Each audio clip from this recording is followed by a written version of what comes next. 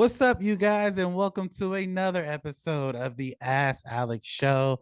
I am so grateful you guys keep coming back and watching this show. We got a lot of cool topics to tackle on today's show, but on today's show, I have my co-host, Mr. Jeremy Branch from the Pop Culture Nihilist and Lucid Memory. How are you doing today, Mr. Jeremy? I'm good, man. I'm good. I've been doing a little rearranging here in the studio over the past couple of days, and right before you and I started recording, I decided I needed to dust. Like sometimes it gets a little smoky in here, and I got to go and kind of get the stuff off the electronics and things like that. Well, for whatever reason, and I'm sure it's just because I've been kicking up dust, but as I'm watching myself through the camera, and you might have seen it, there's like these little sparkly dust bunnies floating across the screen. So contrary to what you may think, people watching this, my room is actually very clean. It's just the dust settling, we'll say. But I'm good, man. I'm good. How you doing? I'm doing good, man. I cannot complain. And for those who are watching, Ian couldn't make it with us, but he'll definitely be with us next time we do the show. But yeah, man, I'm doing good. I can't complain. And guys, we have a jam-packed show for you guys today. And like I started in the new year of this year, we're gonna do some things called off the top. And real quick, there, with the hype of but before we get into off the top, if you want your topic or question on the show, guys, it's very simple. Just send me an email at theaskalexshow@gmail.com. That's the Ask Alex Show at gmail.com. If you submit your topic or question to my email, more than likely it'll be answered here on this show. And guys, if you can't watch the show on YouTube, you can definitely listen to it on Spotify. Once this show is out, the link for Spotify will be posted the same day if you cannot watch it on YouTube. But yeah, to get back into our off the top topic, with the rise of video game TV shows and potential movies that are coming out, with The Last of Us like doing amazing numbers on HBO Max, and the first two episodes have been amazing. Again, someone who's not played the game, I actually love the storytelling and where they're going with the narrative of this. But it's been recently announced that Amazon has greenlit a Tomb Raider series. As you guys know, Tomb Raider was one of the first original video games to be developed as a movie multiple times with Angelina Jolie. I think she did 3 or 4 of them. And then also it got rebooted back in, I want to say 2017, 2016, 2017, somewhere around there, or maybe 2018, with a new actor. I forget her name. Alicia Vikander. Yep, Alicia. And I actually saw that movie in theaters and I liked it for what it was. It didn't remind me of Tomb Raider. Well, they were depicting a younger Tomb Raider from the new Tomb Raider games around that time. But I didn't really see it as a Tomb Raider movie. I saw it as more of as a action adventure treasure hunt movie, kind of like National Treasure.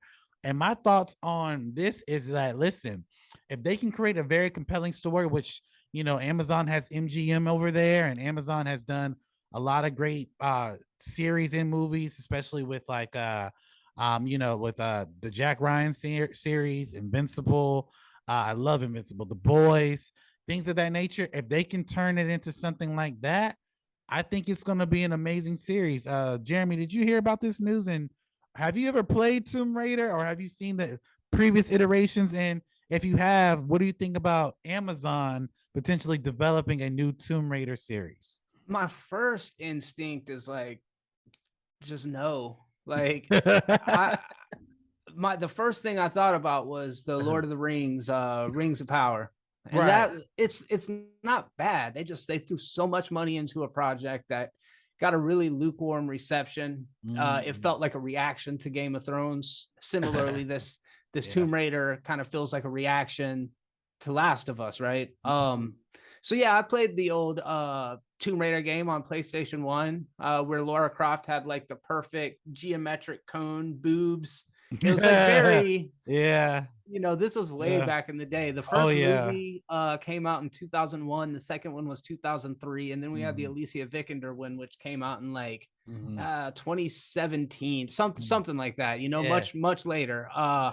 And I've never seen any of them. I've been a person that a long time ago, I kind of wrote off video game adaptations. We've talked about it a million times, they're typically not that good. So I don't usually get all that excited about them when I find out that they are being released. Laura Croft is kind of like a sexy Indiana Jones, right? Like that's kind of the thing.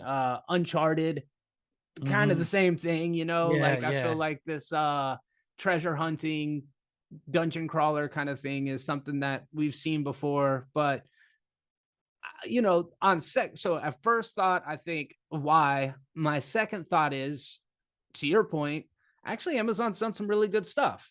All those projects that you named are shows that I love. The Boys is amazing. I haven't seen Jack Ryan. I did like Invincible. They've done some good stuff. With the way that this more recent run is going over at HBO with The Last of Us, it feels like they're taking it seriously. They're putting money and resources into it. So like maybe it'll come out and surprise us. I will say, who, because the people behind the scenes on The Last of Us are the creators of Chernobyl and the developer and writer of the game itself. You couldn't have a better team. As I'm looking at this, I see that Phoebe Waller-Bridge is the person who's going to be responsible for relaunching it. Phoebe Waller-Bridge, of course, known for Fleabag, which is a fantastic BBC series that ended up on Amazon. She's also in the new Indiana Jones movie, so there's like a little bit of synergy there. But ultimately, I get less and less excited by the ideas of just doing more and more franchise stuff. Like I'm going to see the movie Infinity Pool a little bit later today. It's directed by Brandon Cronenberg, David Cronenberg's son. It's got Alexander Skarsgård and Mia Goth in it. And I didn't know this movie was coming out 4 months ago. And here we are like a day before it's released. And I'm excited to see it. So like, I want to see more weird shit, dude. I don't know. Yeah. Speaking of weird shit, something this completely off topic. I recently, I think it was what's today? Today's Saturday. So on Thursday, I went to go see the new House Party movie, the LeBron James one. Okay. LeBron James should not be making any movies. I'm sorry. This First movie... of all, hold up. Let's give the viewers at home a little bit of context. You're not just like a casual House Party fan. So like you had vested interest in this movie to the point that you've even interviewed cast members. So tell me, set this thing up proper for us, man. Like you went and saw House Party expecting it to be good. What happened? Okay, so I had no expectations for the movie because I didn't like the initial trailer for it. But when I went into it, I said I'm gonna go into an open mind. What they do really well in the movie, they like if you've watched the first House Party movie, they take the same bits of how the opening starts, of how you have two kids, you know, living at home with very demanding parents, making sure they go to school and do what they need. Like it's a lot of callbacks to the first movie in that first 10 to 15 minutes. Plus, in the movie, you do have cameos for some of the original cast, but also majority of the cameos are a lot of Instagram comedians like DC Young Fly and also some other art. Like a lot of artists are in this movie, like Lil Wayne, Kid Cudi, and like obviously LeBron James itself. But the premise of what they do for this movie to modernize it, which I didn't believe that they should have. They are two cleaners, obviously, and this is not a spoiler. There's two cleaners who work for LeBron James, or they work in like this special job where they clean people's houses, and they happen to get LeBron James's house. While cleaning their house, they know that LeBron James is gone for a certain amount of time. They decide, because they both need money, to throw a house party in his house. So they found his address book or his contact list and invited everybody. Oh wow, okay. And so you got Snoop Dogg there, you got Kid and Plays actually in the movie as well. Oh, that's cool. They, you know, the way it goes about, it starts off cool. It starts off kind of cool. Where it gets so fucked up, and this is going to be some spoilers to an extent, but they kind of show it in the trailer. They invite the Illuminati in this movie. What? They invite the Illuminati because the whole premise is they throw a house party, but somebody from the party stole one of LeBron's championship rings So in order for them to find it or get a duplicate, they have to join the Illuminati. I'm like, what the fuck? And Kid Cudi happens to be head of the or one of the heads of the Illuminati. And then it starts to fall apart because the Instagram comedians are trying to be funny when they're not. And then also in the original house party, there is these the three bullies, right? They do that same thing in this movie, but it's not funny. It's it's like they're more so assholes than they are funny assholes. In the original, like they said and did stuff that didn't make sense, but when they said it, they were trying to beat Kid and Play's ass. In this movie, it's just like they were just like some low level bullies who were trying to be like drug dealers, but also musicians, and it's so convoluted. That's why I said, because I looked at the IMDb page. LeBron James owns the franchise and he's producing the movie, and he had a first time director who's done music videos to direct the movie. The directing style wasn't that bad. The storytelling, oh my god. And I told Kid, if you guys go back and watch that video, that interview I did with Kid, I said, listen, I'm more so interested in a Kid and Play biopic than a House Party remake. I'm more interested in that because of the fact I know what they're going to do. And, you know, thankfully I saw it for free, so I didn't really spend any money on it. But this is not a house party. It was just like, because and just as from a fan standpoint, you could have taken House Party 1 and basically remake that film and duplicate it. Yes, like you could have taken those same aspects and duplicated. They modernized it to the point where it's literally a one big Instagram movie. Because everybody you think that's an Instagram or TikTok comedian is in this movie, and they're saying things that don't make sense. Like it's almost like a movie version of Wildin' Out to an extent.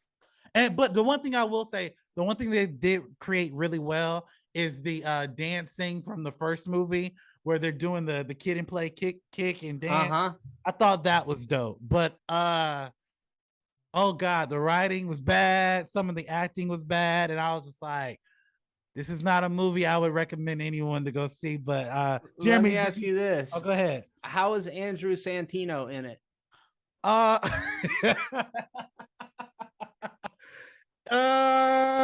He was okay. You know, he I don't buy it, man. I don't buy it. I don't like your tone.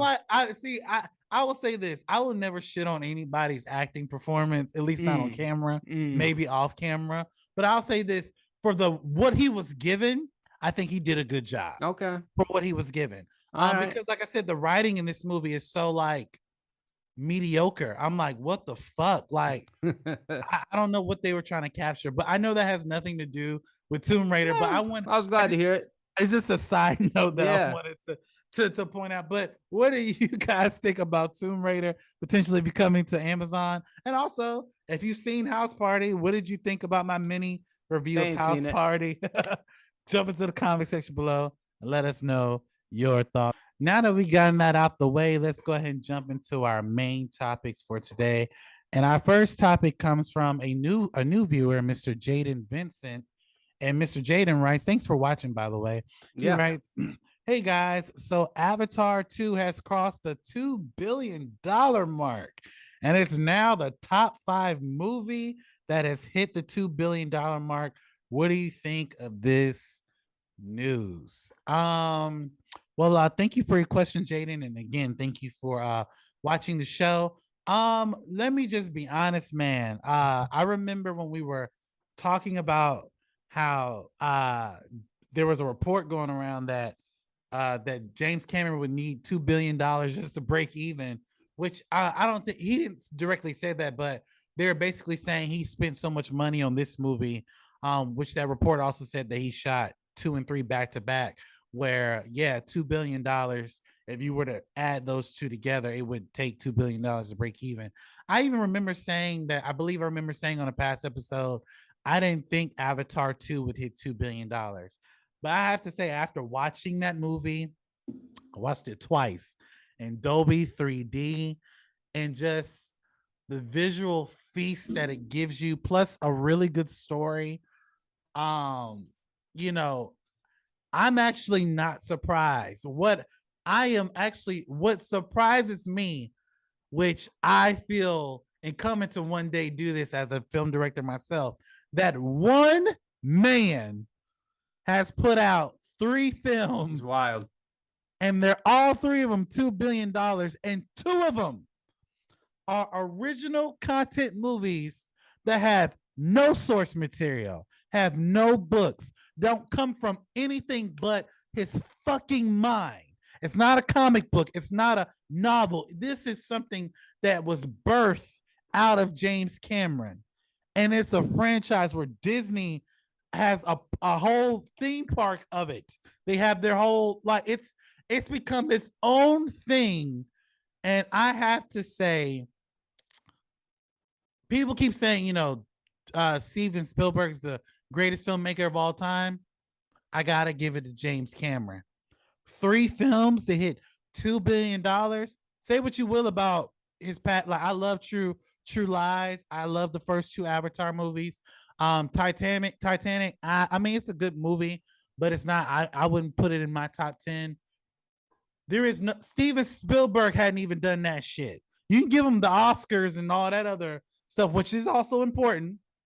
But if I'm being 100% honest, I have to give it to James Cameron. That guy put out these movies, and these movies have passed like Star Wars and Marvel. Like, and again, these movies have no source material. And he was able to do that. And while doing that, creating new technology to make these movies. I mean, I don't know too many directors who are going out of their way to create new technology, get with analysts and technicians and camera operators to come up with a way to shoot motion capture underwater. Like, when you watch the behind the scenes, I'm like, that machine he's using to record those people in their CGI outfits, that was stuff that he made, that he collaborated with. And I think that is the beauty behind filmmaking. The reason why I would say he's a revolutionary director is because, remember when Star Wars came out and people seeing those graphics for the first time? Okay, this is kind of like a reenactment of that. I can't think of a movie that has gone that far graphically in a film where, if you did take out the human characters of both Avatar movies, 90% of that whole movie is essentially animated CGI that looks real. So when I look at that, I'm like, man, that is a talented filmmaker. I still disagree with his comments about Marvel and comic book movies, but I have to say he knows his shit when it comes to filmmaking. Jeremy, what do you think about this news, man? And did this surprise you at all? I think it was a big question. I think a lot of us were very curious. It had been nearly 15 years since the release of the original Avatar. Mm-hmm. What's interesting, and I can't overstate this, we are kind of on the, how do I explain this? As content creators, we are both kind of on the inside when it comes to the industry and the hype and the perspectives on movies, but we're also sort of in a bubble that excludes regular people that just go watch a movie every once in a while, right? Mm-hmm. Like, the Oscars are coming up here in a couple months, and I don't know about you at home, but I haven't seen a lot of those movies. I know that Top Gun and Avatar 2 slid into the Best Picture nominations. Mm-hmm. To me, those are obligatory nominations to make commoners watch the Oscars. Because let's be real, the only people that really care about Oscar movies are the people working in the industry, the Hollywood insiders that nominate themselves and their friends, and they vote. They're members of the Screen Actors Guild and the Academy. But outside of that, like the people that I know, even the ones that talk about movies and stuff, we're not getting excited about Tar or a lot of these movies that get nominated. So I say that to say Avatar and Top Gun are to get ABC some actual viewers, because Avatar and Top Gun showed people are going to show up for those movies. It's very not cool as a movie reviewer, as a filmmaker, as a critic to like Avatar. Even the first one, people in our space, less like the fan side of things and more like the critical side of things, they didn't want to admit how much they liked Avatar: The Way of the Water. And I don't buy it, man. I don't believe them. I went and saw that movie twice as well. And I feel like we all have to disclaimer it. Maybe it's not the best story in the world, but it's an experience. And it's like all movies don't have to be the best story in the world. I think James Cameron made the movie that he wanted to make. I think it was more about giving us an experience, right?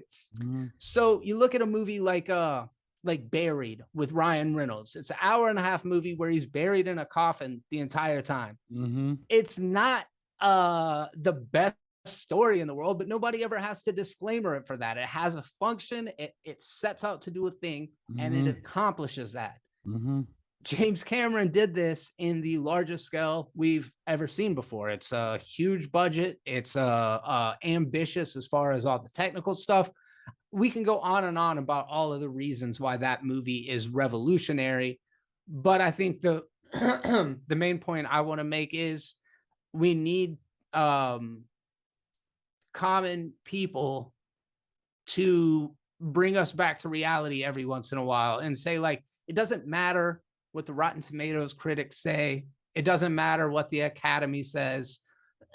What matters is that people that don't even go to movies show up for movies like Top Gun, show up for movies like Avatar, showed up for movies like Black Panther. There are these things that break through, and they're bigger than just our pretensions. So I don't know why we ever doubted James Cameron. This ain't his first time doing this, but I think in the film community, we were insulated and are like, nobody talks about Avatar anymore. And it's like, what you mean to say is you don't talk about Avatar anymore. Because I think most people agree that both of those movies are exceptional in their craft.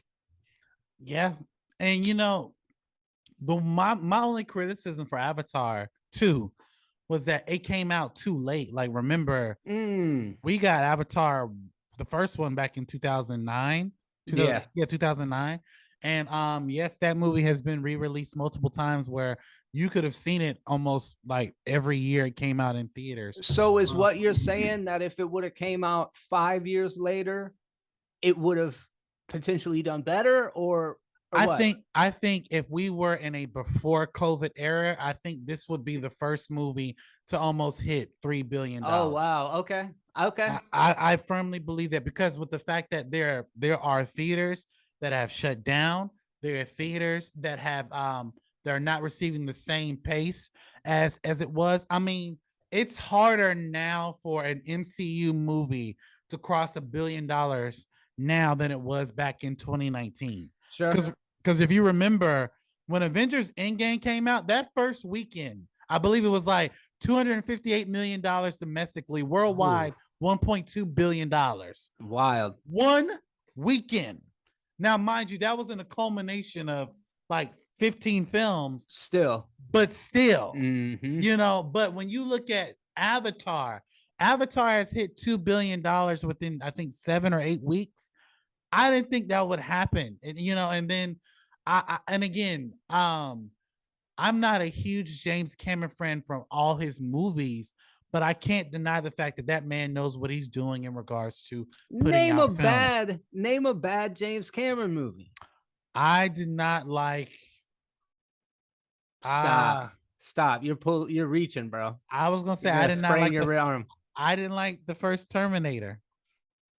Oh hell no. All right. Fair enough. Fair enough. I didn't like the first Terminator. But again, like I'm not saying he's a bad filmmaker. I'm not saying his films are trash.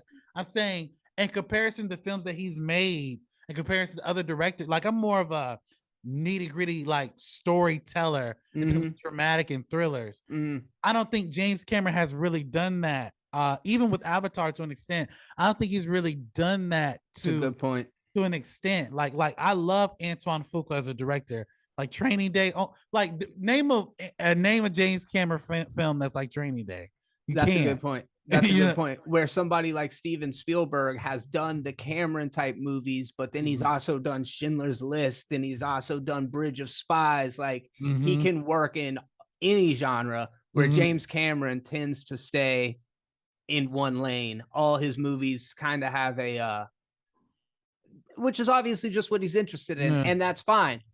To that point, we've never seen Quentin Tarantino do a summer blockbuster, a family film either, and I love Tarantino. So, point taken though. Until James Cameron shows that he can do like a small independent drama or something like that, we don't know what his range is.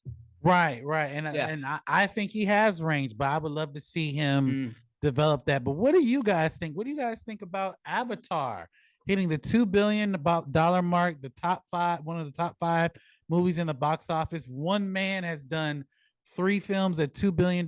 Just tell me what do you think about it? Jump into the comment section below and let me know your thoughts. Now, in this conversation, we were kind of talking about the Oscars. Oddly enough, we have a question from Miss Iris Peoples about the said Oscars.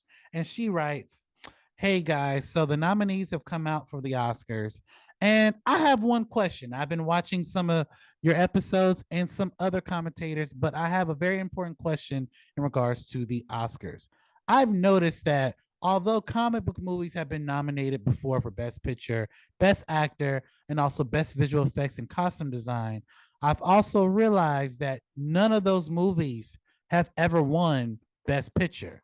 They get the nomination, but we don't see them winning Best Picture. They win the ancillary awards like visual effects or costume design, and sometimes Best Animated Film or Best Actor, but never a Best Picture nomination. Is the Oscars is the Oscars biased to comic book movies, or am I just making things up? Thank you for taking my question." Well, thank you for your question, Iris. It's a very detailed question, and I had to do my own research on it. Now, doing my research and harking back to some commentators, I remember watching like Schmoes and John Campia and even some people from Screen Rant. What I've noticed, especially what Campia is saying, is that the Oscars don't have a bias in regards to the best film. I kind of disagree with that, only because I've actually seen, and okay, this may be some inside baseball, but I'll be honest. I've heard Academy members say, like a couple of them who are voting Academy members say, that they will not vote for anything that's comic book related because they don't consider it as real movies. They don't believe people in tights or people in who have supernatural powers have won comic book movies. Now, I will say, to the Oscars' credit, Black Panther was nominated for Best Picture. Although it didn't win, Green Book won that year. I thought Black Panther was a better film, but Black Panther was nominated for Best Picture. Joker was nominated for Best Picture and Best Lead Actor. Joaquin Phoenix did win Best Actor for Joker, but it didn't win Best Picture. Logan was nominated. The Dark Knight was nominated. Lord of the Rings won Best Picture, but Lord of the Rings is based off a novel. It's not a comic book movie. I would say that would be the standout to a closer to that genre, but it's not a comic book movie. There have been other comic book movies in the past that have been nominated for other things, but it's never won Best Picture. Now, to answer your question, do I think that the Academy is biased to comic book movies? In my humble opinion, this is just my opinion, yes, I do. Because here's the thing, let's just take this year alone. The Fablemans got nominated. Everything, all at once got nominated. Top Gun, Avatar 2, and there were a couple others that are escaping me right now that got nominated for best picture. Top Gun, I can understand because if you watch that movie, like I watched it in theaters, holy shit, that was. And I'm not a Top Gun fan at all. I didn't like the first one. That movie, cinematically and story wise, was amazing. Avatar 2, for the spectacle of what that film is, it obviously had to be nominated for Best Picture. The Fablemans, nobody saw the Fablemans. No Heard it's one saw great. it. It's a good movie. Nobody saw it. And Mm-mm. I heard Robert Meyer Burnett say something very, very mind-boggling. If you take the last 10 years of the Oscars from movies that have been crowd, like box office pleasers, that's it. 1 billion, 2 billion, or 500 million, 600 million, and they're comic book movies. You notice that if they get nominated for any category, though they either win for a subcategory, but they don't win for like the biggest category, like Best Picture. But you usually see smaller films or films that no one's seen win those films. Like take Green Book in that year where Black Panther was not back in 2018. No, unless you are a Mahershala Ali fan, nobody saw that movie, but yet it won Best Picture. Mm-hmm. And I think, I mean, you can't really correlate how much money a how much money a movie makes in a box office doesn't mean it's better in quality. I can understand that point, but if I'm being honest, I felt like if Black Panther didn't win that year, that's fine. Avengers Endgame, no, I'm sorry, Avengers Infinity War should have won that year, only because you had loss, you had depth, you had amazing action and a great story. There was no movie in 2018 that when everybody left Avengers Infinity War, everybody left like, what the fuck is about to happen? How are we going to get our heroes back? Is this the end of the MCU? Like, we left mind boggled. There wasn't a movie that came out in that year. I felt like where I left like, yo, what the fuck? I remember people leaving in tears from that movie. I left in tears in that movie. So it did, and it was, and mind you, that movie was not nominated for Best Picture. It was nominated for Best Visual Effects. I'm saying that to an extent, the Academy likes to focus on human stories that have to do with maybe racism or a drama or something that has to do with a social construct movie, like either like domestic violence or abuse. It has to do with something. Like I remember when that Bradley Cooper movie came out. I think it's called American Soldier or something like that. It's a American Sniper. Yeah. American Sniper. Mind you, it's a good movie, but half of that movie's hella boring. Yeah. It's so boring, but it won an Oscar. I'm just saying that there are certain things that have been nominated, and I feel as though they overlook the fact that because it's a comic book movie, because it's a comic book movie, they're not going to give it the Oscar. I mean, and then my last point, The Dark Knight, the Joker was fucking running Gotham City. You didn't know who to trust. Batman didn't know where to go. He couldn't even trust the people who were trying to help him. That movie put everybody on its feet. Yes, it was nominated, but it didn't win. That made no look. I mean, Logan, that scene where he's looking at his daughter saying, "You don't have to fight anymore." Oh my God! Like, because of the fact he's a superhero, it didn't win. So for me personally, I do think the Academy has a bias between comic book movies because comic books oftentimes are not considered serious amongst Hollywood. But the funny thing about it is that every A-list actor is almost in the MCU or the DCEU. Yeah, at this point. At this point, because it's paying them millions of dollars. That little indie drama shit ain't doing it in terms of money, And like I said, Steven Spielberg, people call him the greatest filmmaker of all time, which I think to an extent I can see where they're coming from.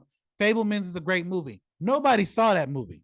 No one. Look at the box office. No one saw it, but yet it got nominated for Best Picture. So Jeremy, what do you think about this news? I'm sorry for going on my rant, but what do you think about this news? And do you personally think that the Oscars is biased towards comic book movies? And do you think there has been an ongoing trend of they've been nominated for stuff and they've won other things, but if it's not like a movie rooted in some form of realism, it's not going to win Best Picture? What do you think? Yes, and yes, absolutely. To the most base question, is there a bias against comic book movies? Yes. We as a people, as well as we as individuals, all bring bias to the table. We can try to be unbiased, we can claim to be objective, but our lived experiences drive us down a certain path, which creates certain prejudices, essentially. And I think every single person has their own, whether it's that they don't like hot dogs or whether it's that they don't like comic book movies. Everybody's got a preference. Is it political? Yes, the Oscars are political. Whether it is this year we want to highlight a social message, or whether this year it's we want to give Austin Butler an Oscar because Lisa Marie just now died a couple weeks ago, right? We're human beings, and all of that is going to play into the decision that each of these Academy members makes at the ballot. I also suspect every Academy member that's voting on every movie has not seen every movie. So automatically, how are you going to cast an objective vote when you haven't seen anything? It would be like me telling you what I want the best picture to be when I haven't seen all the movies. That's bias. It's because I saw this one, I like this one, so I think it should win regardless if I've seen the other ones or not, because they don't have a connection to me. Yep. I don't think a lot of Academy members probably watch a lot of comic book movies. And I'm going to say, I think that's okay. We put so much emphasis on the Oscars, but that is such an insulary bullshit metric of what matters to the people. Like we were just now talking about with movies like Avatar, with movies like Top Gun.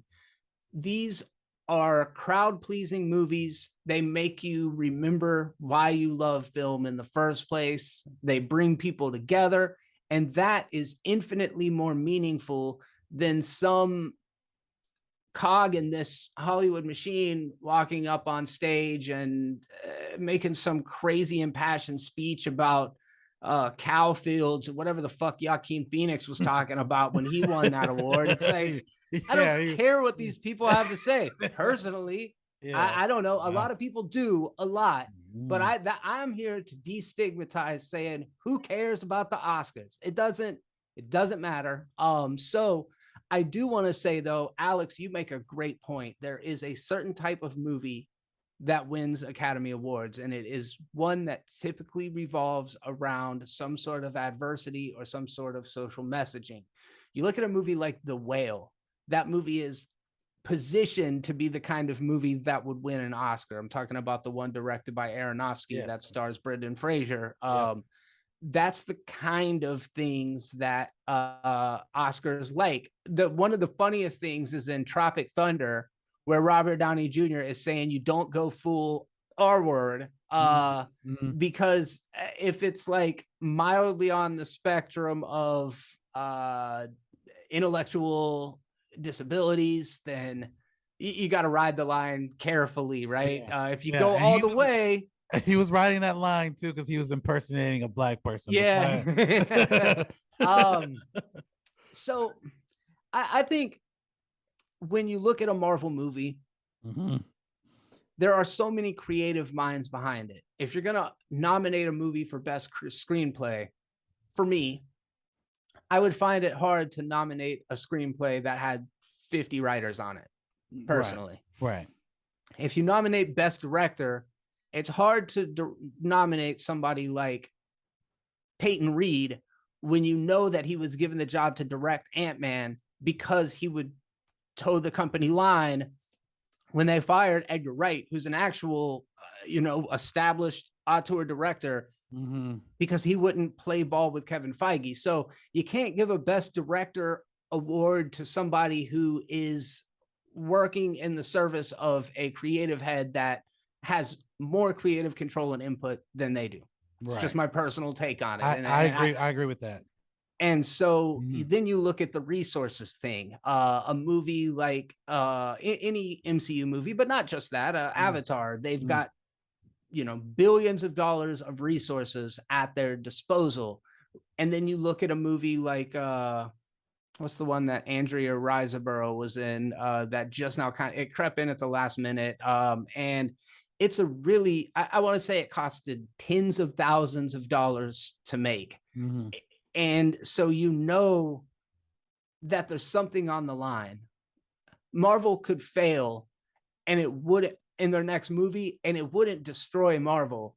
If that movie, that self-financed $50,000 movie, $1 million movie fails, it could devastate every person involved in that production from the top down. So when there's more on the line, it makes that victory seem all the much sweeter. It's why when the Patriots won the Super Bowl, everybody's like, I don't give a fuck. You're always rooting for whoever was going against the Patriots, because that's the story that inspires. And I think when you look at these titans of industry like Marvel, you know that what is a win symbolically when you're already just winning all the way across the board. So that human story, like Ke Quan for his role in Everything Everywhere All at Once, that's an inspiring story. If you've seen his speeches that he's given at these other award shows where he's won, that's the guy you want to see win, because that is good storytelling, where giving it to the $1 billion blockbuster isn't necessarily the same kind of narrative. So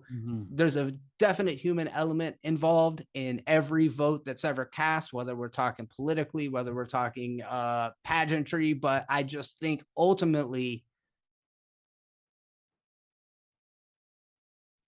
into the art house thing or you're into the blockbuster thing, but the Oscars is for the Academy. So who cares? Yeah, you're absolutely right. Like, the Oscars is for the Academy. I mean, I hope, and full transparency, because I do one day, even one day soon, even in this year, to step into directing more and acting more. So yes, I would want an Oscar or an Emmy or a Golden Globe on my show. Sure. But I also understand that, me winning those awards does not define me as a director or an actor. I'm going to create the best thing that I can create. But if I'm being 100% honest, I don't believe the Oscars have more of an equal playing field than these other award shows. Because half of the award, like the Golden Globes, is not. I mean, and I don't think Steven Spielberg would even go to the Golden Globes. But if he did, he's not considering the Golden Globes with the Fablemans or anything of that nature. But someone like a Ryan Coogler would for Black Panther 2, because Black Panther 2 for him was a monumental film. So I get it, but to answer your question, and not to be drawn out about it, yes, I do believe that the Oscars is biased when it comes to comic book movies. Horror movies too. Oh, definitely horror. I think horror movies is like being marginalized as well as too. But I think though, and people will come back and say, well, look at Jordan Peele, he won best screenplay. Yeah, that's true. But Get Out and Us are not really horror movies. They are, but they're like more so thriller than they are horror. Fair point. But I would say yes, if you're looking at like, if I'm being honest, if you watch the Saw movies, some of them have good storytelling, but the Oscars will never consider it because of the fact it's Saw. So because but my thing is that if you're going to vote for something, vote on the merits of good storytelling. If I left that theater or that TV amazed by what I saw, you have to consider it. And I think if I would challenge the committee, whoever's part of that committee, if you watch Avengers Endgame or The Dark Knight or even Black Panther, I would say about maybe 60% of those people who watched those films would walk away like, what the fuck? Yeah. Like, especially Infinity War, where they killed a whole universe, half a universe. Oh my God. Like, how do you come back from that? But yeah, that's my thoughts on it. Thank you for that amazing question, Iris. But what do you guys think? Do you think that the Academy is biased towards comic book movies? Jump into the comment section below and let us know your thoughts. And guys, we have one more topic. And this topic is coming from one of my coworkers, Mr. Keith Beers. And he writes, hey guys, I did not like Fast 9, but for some reason, I'm super excited for Fast 10. Are you guys excited for the Fast 10 film? Or are you expected to be as bad as Fast 9? Well, thank you for your question, Keith. Now I will say I went back and watched Fast 9, I think about 2 weeks ago. Real quick, I like it a little bit more than I did initially, but it's still ridiculous. Like them going to space, I make no sense. Them using magnets, I get it, but like, how is it your own car is not affected by these magnets?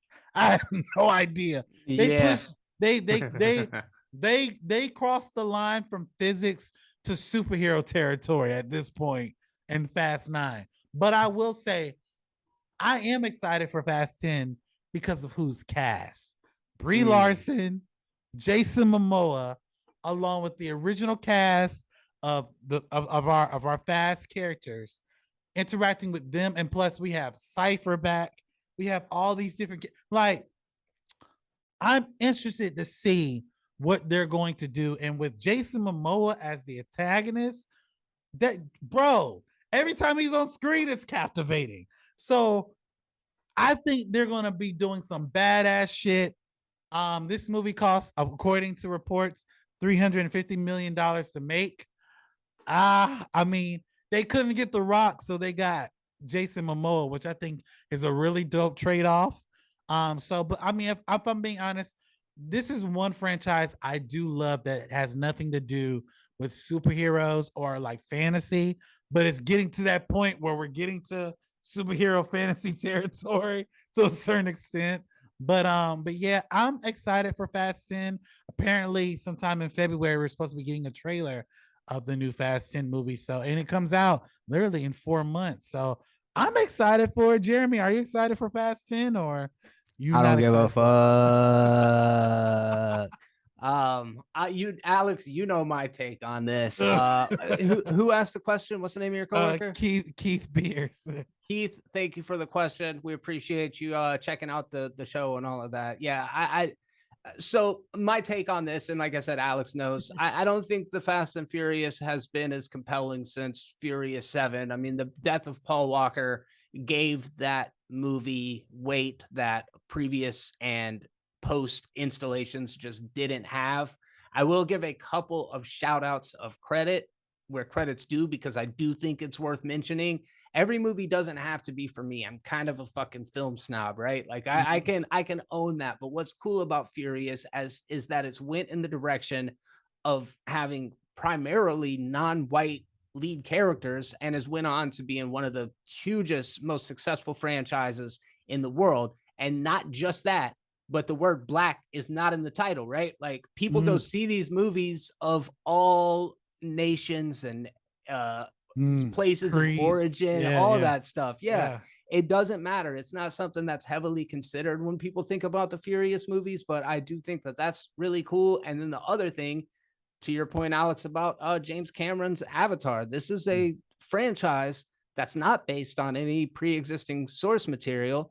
And let's be honest, the first movie is not all that good. They've kind of gotten better and more exciting and more accessible in the way like a Mission Impossible or a James Bond movie has as they've gone along. Now, that does mean there have been some pretty major missteps along the way. That last one, I don't know. Like Charlize Theron has had such bad hair in these past two movies. I can't get past that in itself. But so, yeah, while I don't really care about it, I will acknowledge they're fun in the theater, but I don't need another Furious movie. I'm good. Yeah, I mean, to your point, yes, they are fun in the theaters, but There's some wacky shit that happens in this Yeah, yeah, movie. yeah.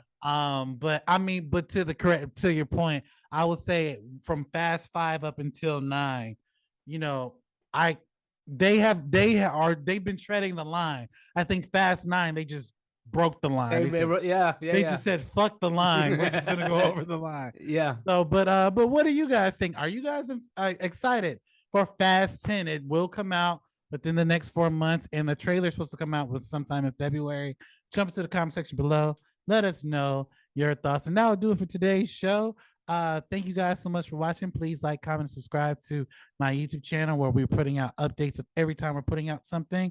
Jeremy, where can we find you on YouTube and social media? Check out Lucid Memory on YouTube.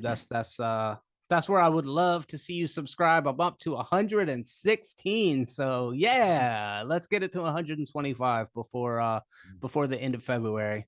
Yeah, let's do that, man. Great music coming from Lucid Memory. And also check out his other channel, The Pop Culture Nihilist, as well. Also, check out Ian's channel, Ian Elliott Carter. He is going to be putting out new content pretty soon as well. Thank you guys so much for watching this video. And as always, you guys have a blessed day.